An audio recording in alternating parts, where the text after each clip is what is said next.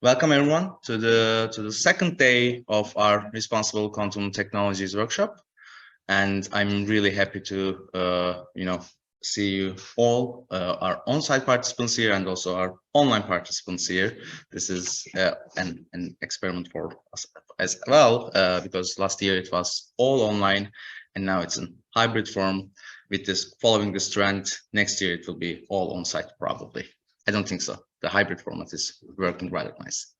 Now, can one of you just test the volume? Say something. Something. Say something. Okay, so we can all hear you loud and clear. And just for introductions, I'm Zeki. I'm one of the organizers for this workshop. I'm from KIT-ITAS, Institute for Technology Assessment and Systems Analysis. And this workshop is on responsible education and workforce development in quantum technologies. And I know I should have introduced you all, but instead of that, I will take the easy route out and just go straight to my first question. And I want you to introduce yourselves, your work, and I will take this from Peter and ask you, what are the challenges you think in terms of education and workforce development in quantum technologies in the context of responsibility? 5 minutes each. So we will start with, let's say, going through the route, Marilu. All right, so first of all, many thanks to Zeki and all the organizers for this occasion, this opportunity to share ideas on this subject. So I'm Marilu Chiofalo. I'm from the University of Pisa, where I teach quantum liquids and technologies, besides basic and elementary physics in various degrees. And my research is indeed about quantum liquids and technologies as applied to fundamental physics and to also to devices and applications. And more recently, also the use of quantum models and simulations for the visual neuroscience. That is something using the quantum light paradigm to treat complex systems for systems that do not need to be quantum. I've been involved along with Zeki. I had the privilege of co-coordinating with Zeki one of the pilots of the Quantum Technology Education for Everyone pilot of the QT-EDU initiative of the Quantum Flagship. So for 1 year, and I would say also 1.5 years, because we also had a lot of preparation for this pilot, we have been working at a number of subjects about outreaching quantum technologies to general public, but also to schools. I mean, to treat everything that has to do with engagement in any phase of an educational process about quantum technologies. And one of our activities in the pilot was precisely related to RRI, to responsible research innovation. So looking for ways, actually motivations first, and also ways to spread out the importance of RRI. So I'm very happy to be here, and I will share with you some ideas that have been developed within the pilot, and especially on this subject there was Aditya Anupam who did a lot of work, and so I hope it will be fruitful for every one of us. Thank you, Marilu. And Tatjana, can we continue with you? Yes, sure. So my name is Tatjana Wilk. I'm the General Manager of the Munich Center for Quantum Science and Technology, which is a cluster of excellence in Munich, which is funded by the German Research Foundation. So we are a third-party funded project which runs for 7 years, and we can also apply for a prolongation that will be then evaluated for another 7 years, so 7 plus 7. That means we have also some kind of long-term perspective, just to mention that.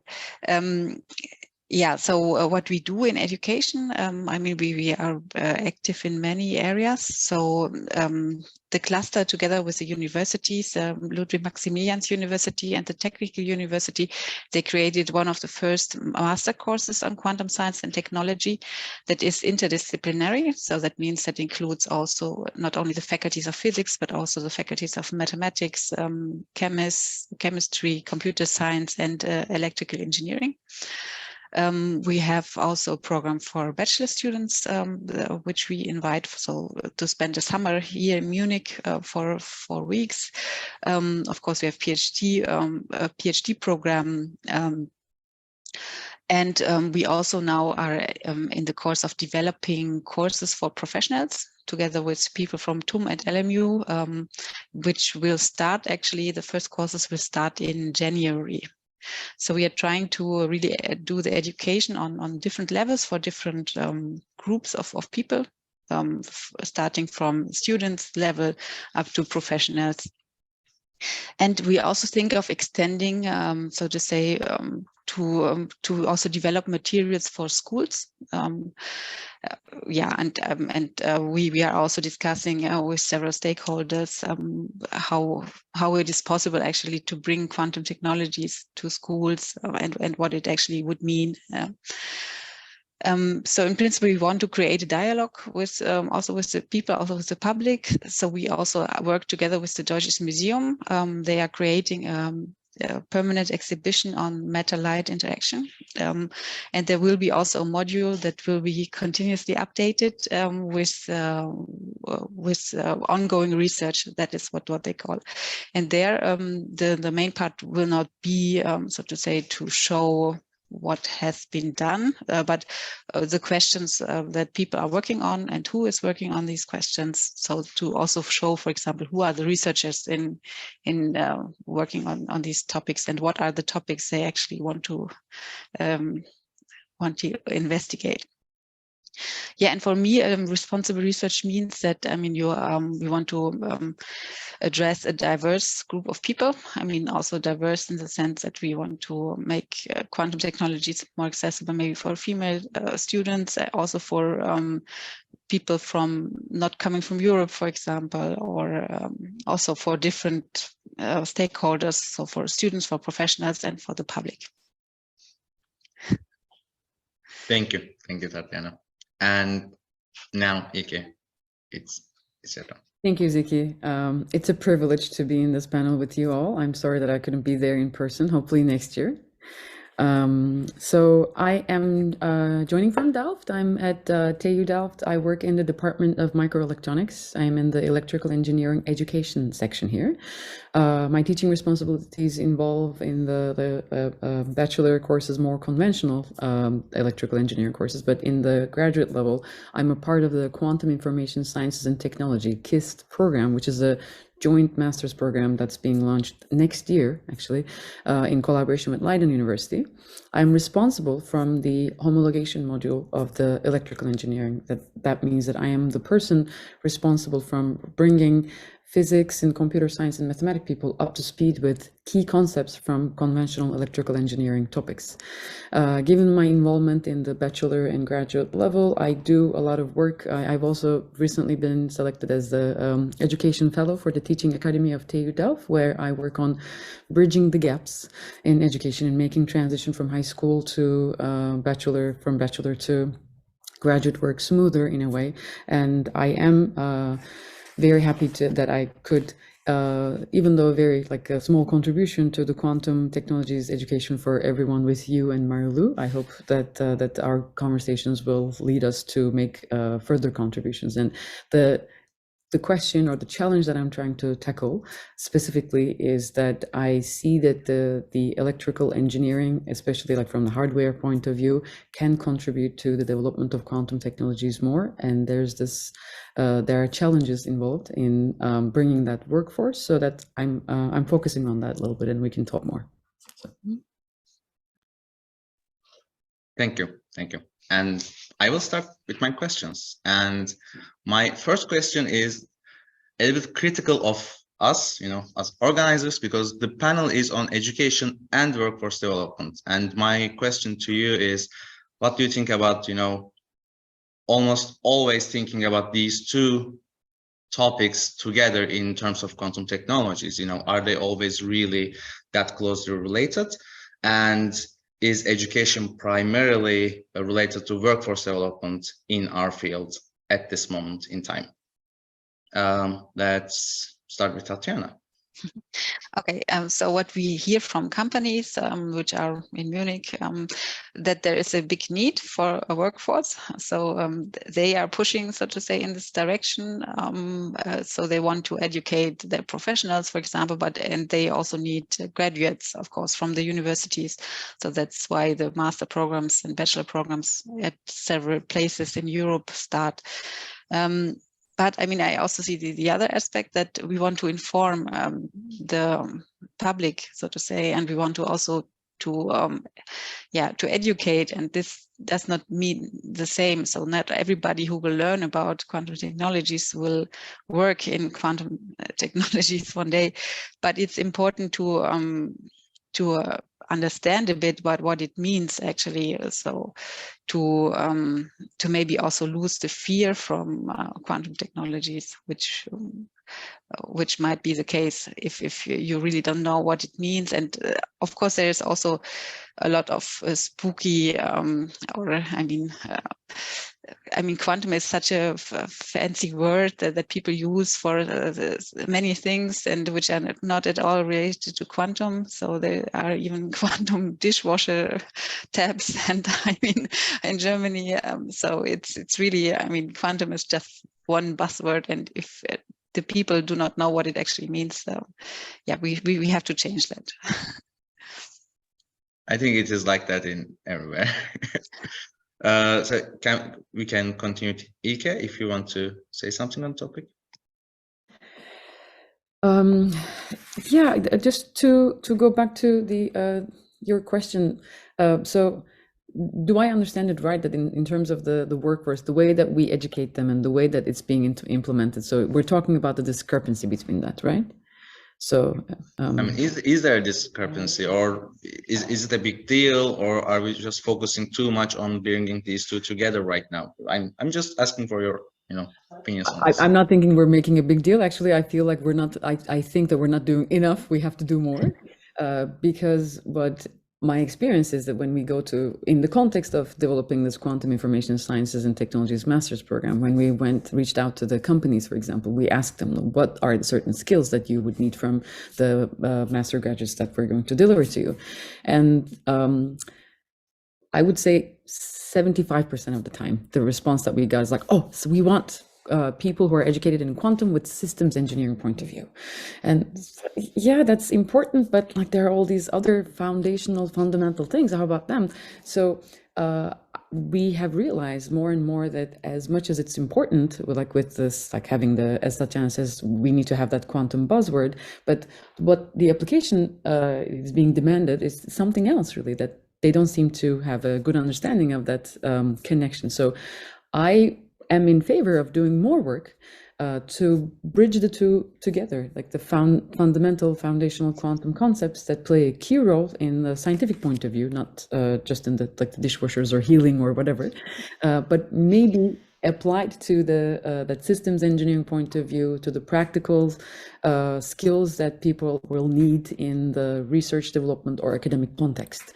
So not only the foundational topics, but also how they relate to the future of technologies, the future of academia, because more and more we see that conventional education curriculums are not able to cater the needs. So how can we complement that, and how can we bridge the gap from that education to the workforce? And I think I think that's crucial to work on bridging the two. Thank you. And Marlu? Yeah, I definitely agree with all the concepts shared both by Tatjana and by Ilke. And me too, I think that there is still a huge gap between education and the development of the competencies that are needed for the workforce. And this is at various levels, this gap. So there is a gap in the specialized education. This is what Ilke was just saying. So even in our degrees in physics or say engineering or computer science, these are the main degrees that are involved by now in developing competencies that then are say welcome by the companies investing in quantum technologies. But even so, we are preparing students to something that doesn't yet match so well with what really companies need. And we have to find a trade-off between of course, a basic and a solid and as general as possible development of competencies in quantum, and what then companies need. For example, yesterday we were with Eder Lewandowski in Bergamo at the States General of Digital School of Italy in Bergamo, and Eder was precisely addressing teachers from all over Italy about this subject, presenting 2 studies that were performed in the United States, which essentially say, so they say many things, but there are 2 of them that are especially important, I think, to answer your question. So one is that the competencies that are required are very transversal to all these degrees, and not many of them have the word quantum in. Okay, so most have engineering, also just physics or computer science, and so on and so forth. And then one second point is that, for example, one competence that is very important is the error correction. But what about error correction? Do we prepare our students, for example, in the physics degrees, to this highly specialized and so fundamental competence that is needed while dealing with quantum technologies? And this is at the specialized level. Then there is another problem, another issue that I think is important. So when dealing with how quantum technologies are going to revolutionize the market, and so our daily life and also the job market, we are also speaking about, for example, what happens in juridical sciences, sociology, philosophy, the world of communication, of the communication system, and so on and so forth. So they are fields that are also away from STEM sometimes, okay, from science, technology, engineering, mathematics degrees. And so we also need to fill in this gap in a non-specialized manner. So just providing those essential concepts that are enough for students and citizens who have no specialized competencies to understand what's going on, which is what these technologies are based on, because they need to know this on the back of their head to do a job that is related with those, but doesn't precisely work with those quantum technologies. And then I have a third and last concept to share. That is about precisely opportunities, job opportunities, so occupability. So precisely for the reason for what I was saying before, so that these quantum technologies are really, will really be pervasive in all the compartments of our life, and so also the job market. We will really have to build up awareness about those precisely in an RRI, following the RRI dimensions, because we have to understand what can be ethic and what can be non-ethic in this, but also what can be open and not open, and so on and so forth. I mean, all the 6 dimensions of RRI, and I will mention only one more in depth here, that is gender. Because if we don't make any possible effort to invite and to fill in this educational system with women, so making in such a way that women choose these kind of careers, wherever there is already a gap in occupability between men and women, this is going to increase, because the jobs, the future job market will be very much dealing with these quantum technologies. And so we should be even more motivated from the RRI point of view along this specific dimension. Then there are many other considerations, but I think we have a lot of time to discuss. I'm sure that Zeki will stimulate us with other thank you, Marley. questions.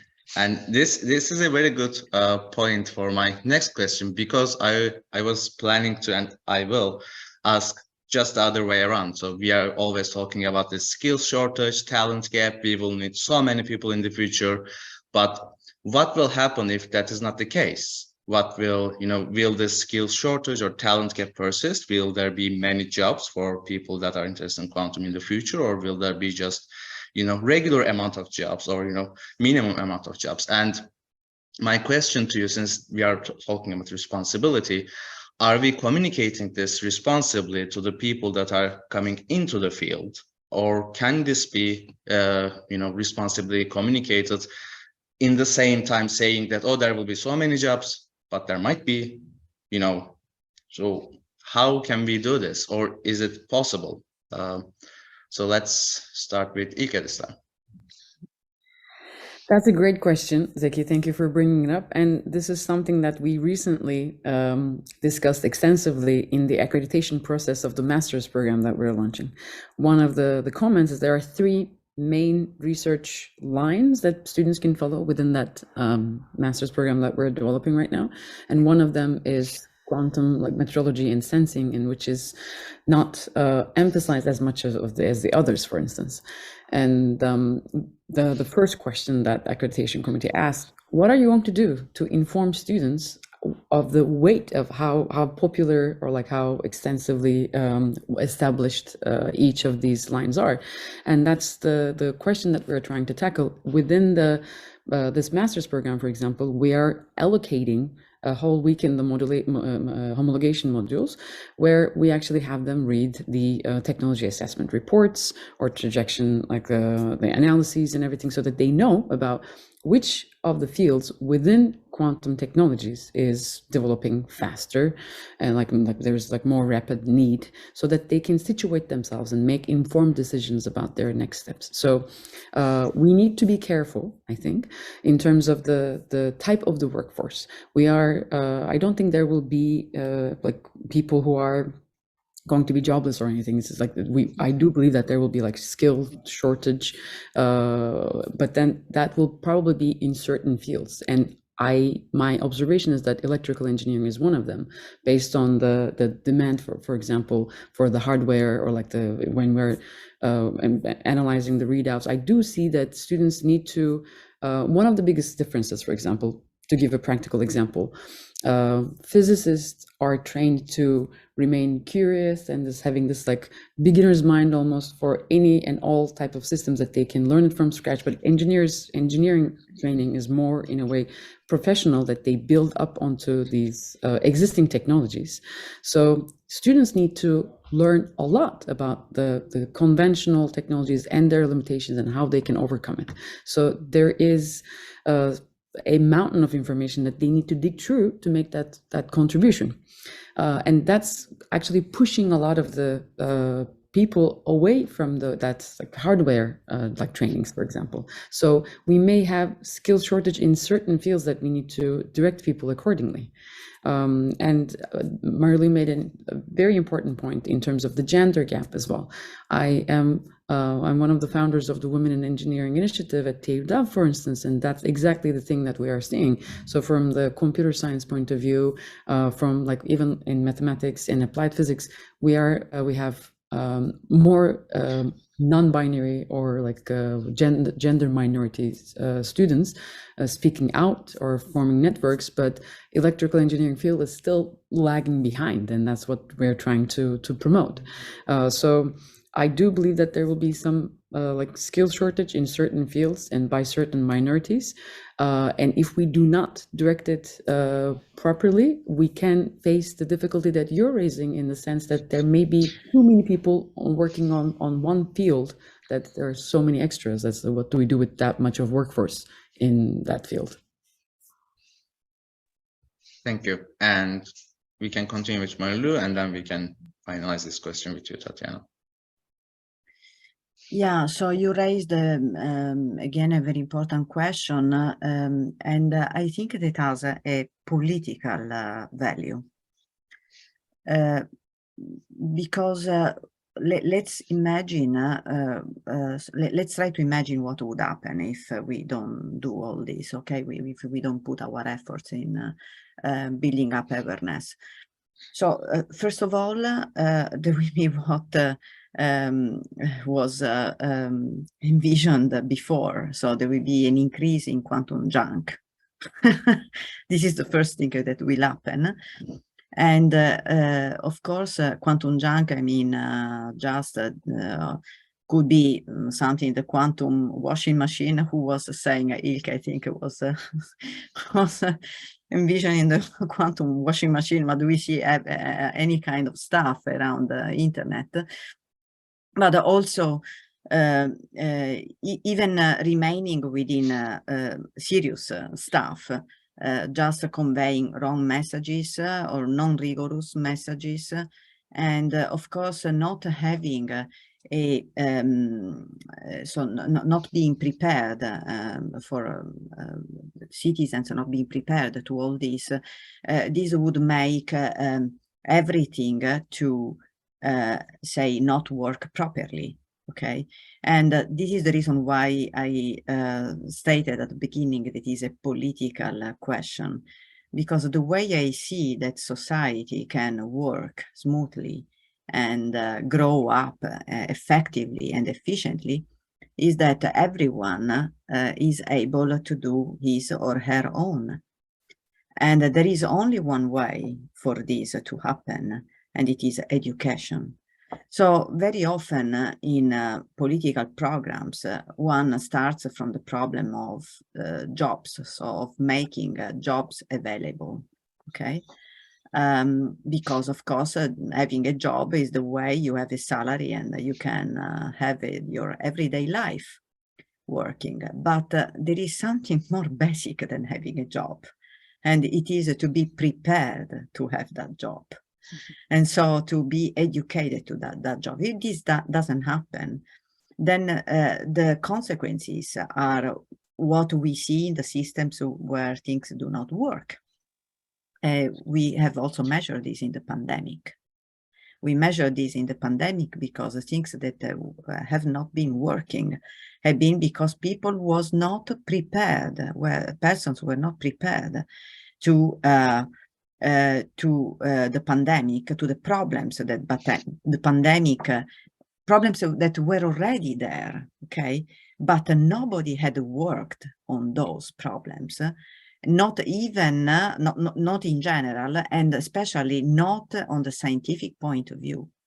We had a lot of problems in simply in making citizens understanding how statistics works, right?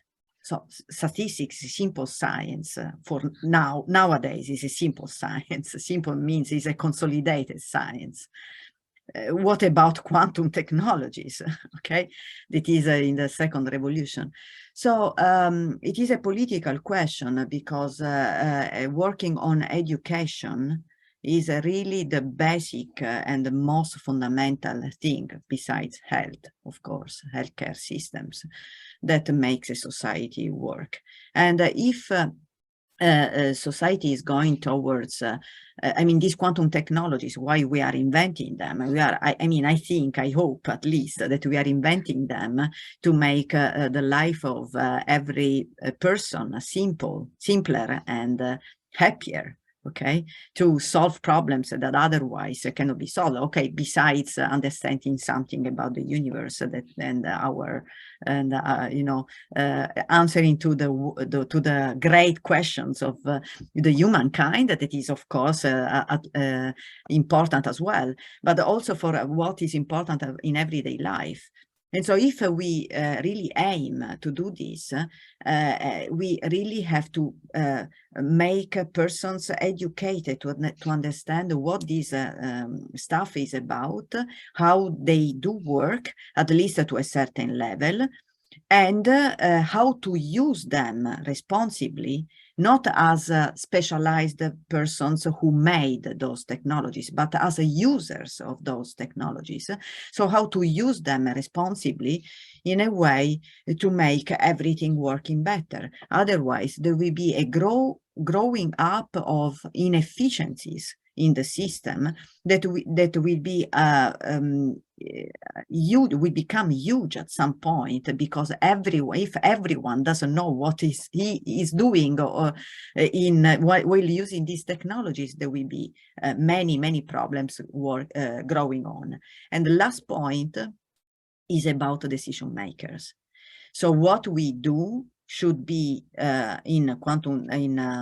so educating or creating awareness about quantum technology should be especially addressed to decision makers. That of course, first of all, they are citizens who at some point they will put their time serving the community.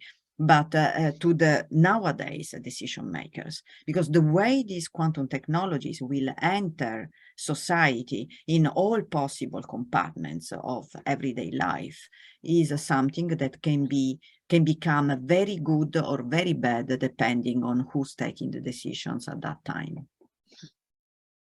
Thank you, Marilu, and the floor is yours, Tatjana.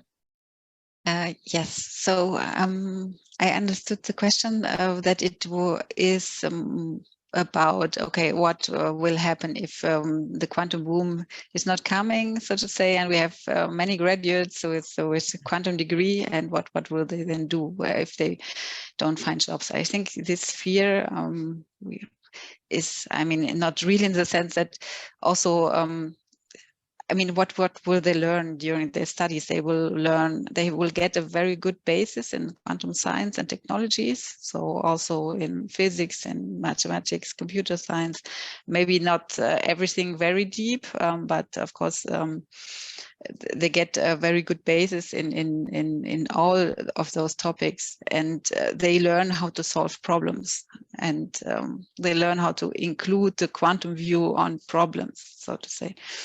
And they also, I mean, in Munich at least, they have to do a master's thesis, which is about 2 times 6 months, so in total a year, which then prepares them for work, and they of course they can choose the direction they want to specialize in, and so they do it maybe more in engineering, so they learn how to deal with this information that you mentioned, Ilke, so which was there before, and they have to actually go a bit beyond that, or they learn the problem solving from physics laboratory, or or in computer science they learn how to actually program a quantum computer.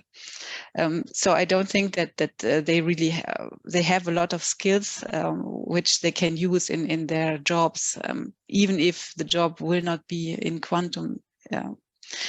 And I mean, there are also many companies which are already in quantum. Of course, they know what they want to do with these applicants. But there are also many companies which are not yet in quantum, and maybe they want to start, and so they are also not really sure what they are looking for. I think this is also what one has to consider, so that companies actually sometimes they actually don't really know what skill sets they would need from the applicants. And then I think it's very similar to applicants in STEM at the moment. So actually nobody is really prepared for the job they will do later, only if it's very specialized and focuses on the same topic as they did in their master's thesis, but they learn how to deal with new problems and with new environments, so to say. Thank you. Thank you. And now what I would like to do, because I have some other questions, but I would like to open up this panel for questions from our on-site participants and online participants. But I will, since this has been all online, I want to give the floor to our on-site participants here. So are there any questions or comments or, okay, so Luca, and would it be possible if you speak closer to here so that we can hear you? Yeah. It was just a curiosity. Thank you so much for this discussion. I have just a curiosity because you talked about politics and quantum ethics and quantum, especially politics about communication and teaching. But what should be, in your view, the role, the place of ethics and politics in teaching about quantum? I mean, how to fill the gap between ethics, politics, and more technical knowledge. How to teach ethics to physicists? This is my question. Thank you, Luca. And I think this is directly towards Marilu, but also in general to the panel. Okay, so Marilu, you can. Yeah, I was going to open the mic. All right. So thanks, Luca, for this question. Of course, it is a very difficult question. I will try to answer also from my experience.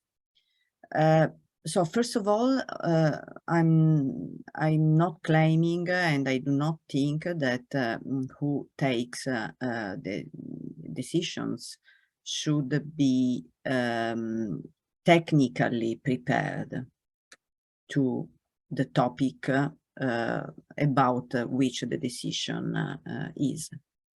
So we cannot always have an Angela Merkel, for example, just to make a name, since you are in Germany now, etc.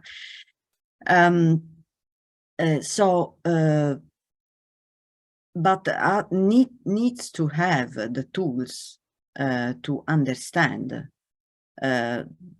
have a general understanding and of the topic one is the decision is about,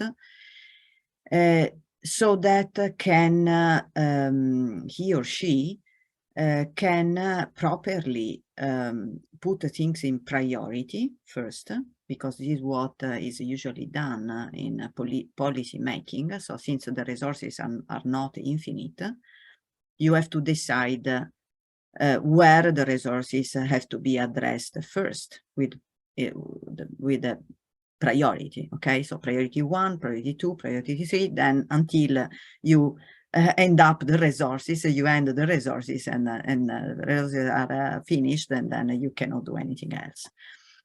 Because if you had infinite resources, I mean, this was not even the need. Could be a priority about time, but not a priority about resources. There is also a priority about time. So what to do first, and in time, and also in the use of resources. Then the second thing that is needed when one takes a decision, makes a decision, is also to be able to evaluate, to assess the consequences of that decision. And so in order to assess this, you need to build up systems of indicators to evaluate in ex ante what you are gonna doing, and also ex post, after you put in actions your action, you put in reality your actions, how what you have planned and what you did has really or has not reached the goal that you thought. And in order to make these assessment tools, you really need to have an intertwining between political competencies and technical competencies. And there must be, from the decision makers, an ability to talk to technicians, so to persons who have a specific expertise. Could be not just technical, could be technical, but also scientific, science and technology, both. So science, and then the last mile of science, that is technology. But also us as a scientists, we need to be prepared to discuss with politicians, with decision makers in a fruitful manner. And not always we are prepared to do this. So it is a two-way discussion. It is a two-way, it is a dialogue, okay? And so there are many competencies to be built. Also inside our community of scientists. I don't know whether I answered your question or... And then, so let me say one last thing. Since I remember that you also quoted education, the word education, right? So this is about educating decision makers to a different way, a more scientific manner to take their decisions, and to educate us as a scientist to be responsible, and so to think about what we're doing as something that has an impact, a collective impact on all the community. So it is an education also of the two parts. I don't know whether I answered your question. Yeah, thank you, Marla. And Ilke, Tatjana, would you like to add something on this topic, question? I would like to add something from a personal point of view, actually, because it's one of the challenges that I'm working on tackling. To maybe add to what Marley said, it is true that the decision makers or politicians do not need to have a technical background in quantum technologies or emerging technologies in general, let's say. But I do believe that it's crucial to give students who are training in the technical fields, at least give them the opportunity to learn about what are the decision-making mechanism, what are the priorities. That also connects to the time prioritization that Marilu touched upon. Personally, I have seen that need. I had that need early on in my education when I was training as a physicist. I also have pursued a degree with philosophy and history of science, for example, to figure that out, that how technologies or like the scientific revolutions were shaped. Later on in when I was getting my PhD in electrical and computer engineering, I did do like STS studies, but that was very demanding. And I was thinking, okay, how can we make it more accessible? That actually directed me to pursue my majority of my academic career in Liberal Arts and Sciences Institute. Right now, the challenge that I'm working towards tackling at TU Delft is that how do you make that liberal arts and science-like education accessible in a technical university setting?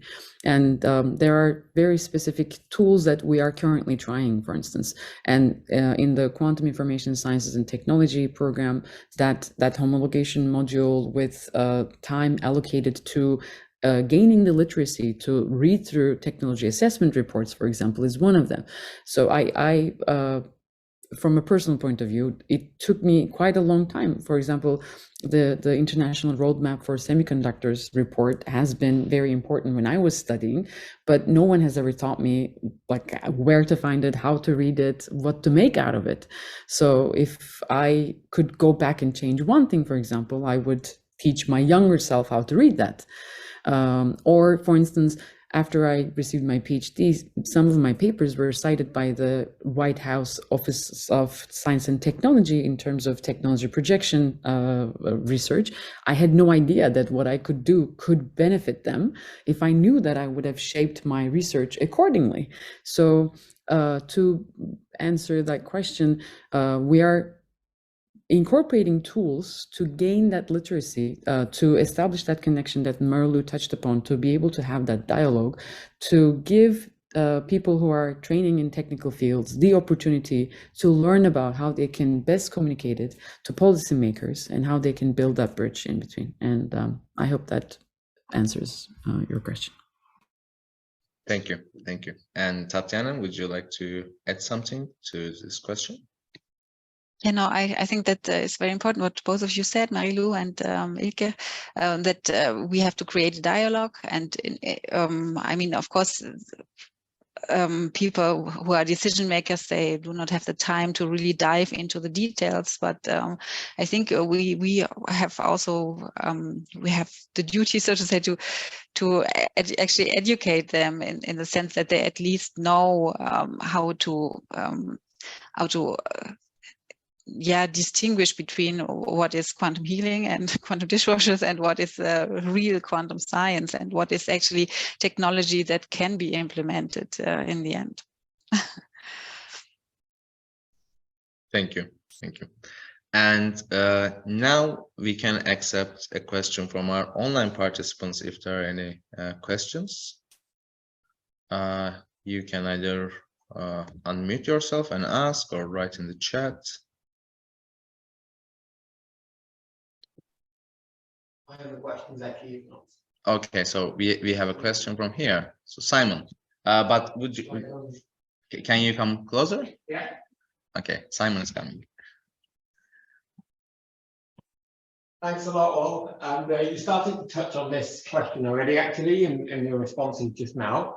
But I was wondering what your stance is on how the responsibility of universities in this kind of education for non-students. So for people in the workplace or for policymakers or for people who we've talked a lot now about how it needs to be known more widely, not just by students in engineering and physics courses, but what kind of structure is best put in place for doing that? Is it universities or is it some kind of startup companies, or how should we best manage that? Thank you, Simon. And the floor is yours. Who wants to start? So, Ilke. One example that I can give is that I think it's crucial that universities work more towards building that bridge, because the faculty members who are responsible from teaching in the undergraduate or graduate level, they're already overwhelmed, but the universities need to do more in terms of educating public.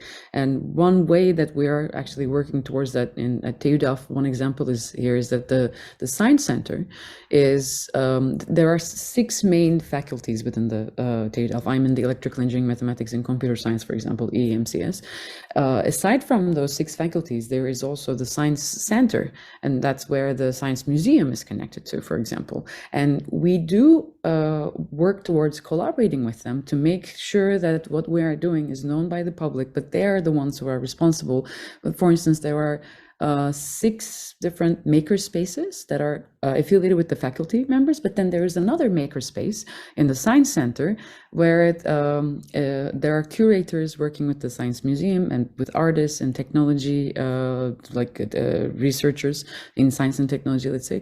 But they are the main bridge. So and I hope to see more of that in one of my projects. I'm collaborating with them, and it would be great to invest in that direction, where we can form science communication or science centers, where, be it with the museum, for example, what Tatjana mentioned with the German museum. That's I'm super curious about that. I'm immediately going to Google as soon as we finish, or would love to learn more about it.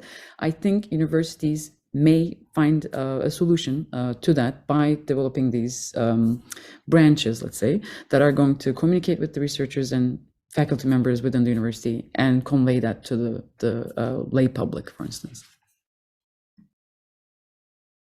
Thank you. And I think Maile Well, wants to go. yeah, I can add something. So first of all, I would like to thank Simon and also to greet Simon. Hi, Simon. Happy to to see you. I was muted. Simon saying. Yeah. Okay. All right. So I entirely agree with, totally agree with what Ilke was suggesting, and of course, I guess that Simon intends some systematic education that is the responsibility of universities and not just outreaching from universities people, right? So what I think is that, first of all, it is very important because otherwise this action would be left only to companies. And of course, there is nothing bad in this. Actually, it is very good that the companies do this. But it is also important that there is, say, a public level of education in this that is not necessarily connected with specific interests of specific stakeholders. They are not bad. Of course, they are good, but of course, there must be something that keeps everything together. This is my personal view, of course. Second is how. So I think that, so for example, the experience we had here at the University of Pisa with the RRI group, I think is an interesting experience to try to advance, and it is what we brought inside the pilot. So in the pilot, what we did about RRI and quantum technologies has been to use an existing work done by the RRI group in the University of Pisa that is interdisciplinary. There are colleagues from juridical sciences, from agronomy, from engineering, physics, and blah, blah, blah, blah, economics. And so we, every year we organize training for PhD students in an interdisciplinary manner. And last year we brought into the training quantum technologies as a specific module. I mean, this is just an experience, but could be enlarged and made more systematic. And I think that the growing up of RRI actions inside the universities could be one route. Another one would be to establish at a central level in each academic institution a think tank, I would call it, for this quantum stuff that of course tries to bring inside every degree, I don't know, engineering, physics, computer science, but also economy, etc., at least one course about quantum technologies that of course should be offered with a language that is appropriate to that specific degree. This would be something really very impactful, but also very hard to realize, I understand. Thank you. And Tatjana, do you have any comments?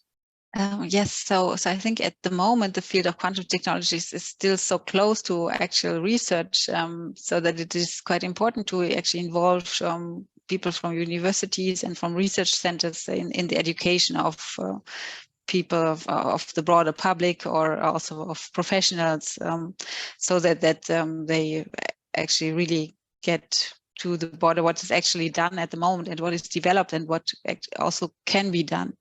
But of course, I mean, we all know that professors at universities, so they have already a lot of duties, and we cannot put too much on top of that. So we also need to professionalize these kind of things. So that's what we also try with our program for professionals, for to actually develop courses that are specific for this part, but of course there are professors or scientists behind it that, so to say, for example, act as consultants and really look into the details of the course, and if it's done, so to say, in the correct way, or and if everything is included that needs to be, and so forth. So and the same is true also for reaching out to the public or educating the public. We also need their professionals who know actually how to make an installation at a museum, or how to talk to students, and people from the universities, they simply do not know that, so they need education in this term. I completely agree with you. I'm trying to bring together an exhibit here, and I don't know how to do it. That's, I mean, you can do it, but still, I'm sure professionals. Maybe Franz would be here. The Deutsches Museum exhibit they had, and Ilke, I'm sure you would be interested in this. I think it's a really successful one, but also they say that it took a lot of time, a lot of preparation. They needed to learn a lot of new things, and I'm really I don't really think that there are many professors, or let's say people in universities, that have that much time to commit to outreach and educating someone that is just out of their field. And so we only have 10 minutes left. So what I want to do is, if you have any closing statements or arguments, let's say 3 minutes each. And now we can start with Marlu, and then we can continue. So the floor is yours, Marlu, for 3 minutes. Okay, thank you. Well, I think that first of all, many ideas, also the kind of questions that you asked were very useful to make us thinking and share our ideas in a fruitful manner. So there are some directions along which I think we might work, and one is about kind of find manners of institutionalizing these RRI approaches to quantum technologies inside our universities. So I wonder whether we might think to a standard path that, of course, then can be specialized depending on the various environments, and whether we can put together our heads on this. And second, I would really consider to work hard. Sorry if I come back to the same point. I mean, this gender gap associated, potentially associated to awareness in technologies, or in the gap to the gap in awareness for quantum technologies, is something that really worries me a lot about, and is something that either it is taken well in advance, or when it will happen, it will be too late. And so I really think that this should be priority.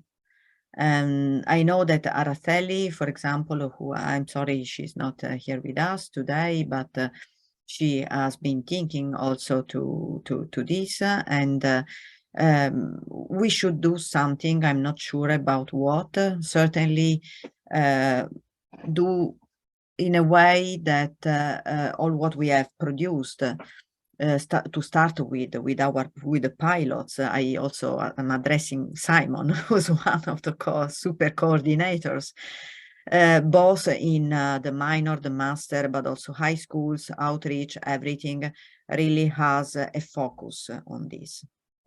And the third and last, I think that, and this is for, say, general public, then third and last, I think that we should really find ways to address decision makers. because all this change, this huge change that we are gonna having will be something that will start from bottom and from top, and we have to address both levels. Thank you. And we can continue with Tatjana. Yes, sure. First of all, I would like to thank you, Zeki, for organizing this panel. And I think it's very important to actually come together and discuss. So also, and to get to know what is important to others and how they see things. So I got many new ideas, and yeah, thank you very much for this opportunity to be here.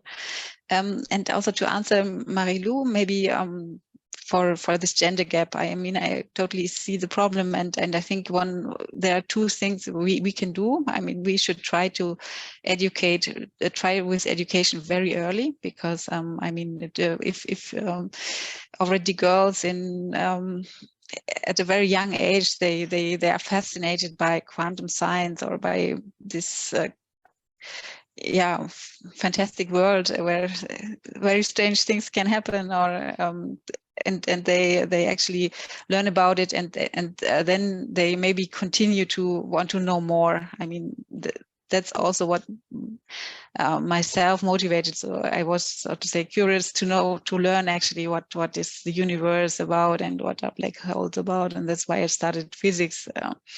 And even though physics in school was not really interesting, I mean, I knew always that, okay, I have to learn the basics to understand, so to say, the advanced stuff. And I think this message or something like that must get through to younger kids.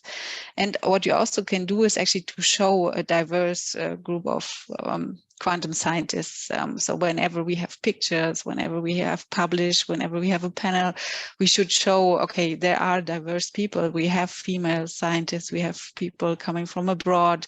So this is what we can do to actually show the world and to show growing up students that they can identify themselves with the people which are up on these panels. Yeah, thanks.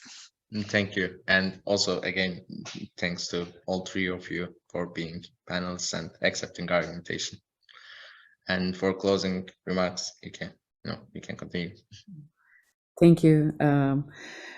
I agree with Marie-Lou and Tatjana. It has been very reassuring for me too to hear, for instance, how they structure the program in Munich, for example, and what are the priorities.